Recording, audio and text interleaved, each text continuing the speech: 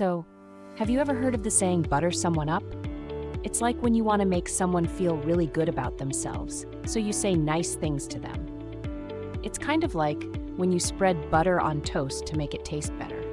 For example, let's say you want to borrow your friend's toy. You might say, "Wow, you're so good at sharing. I bet you'd make a great friend to play with that toy." That's buttering them up. People have been using this saying for a long time. Back in the old days, butter was considered a luxury item. So, if you gave someone butter, it was like giving them something really special. So, when you butter someone up, you're giving them compliments to make them feel special. Next time you want something from someone, try buttering them up. Who knows, maybe they'll give you what you want.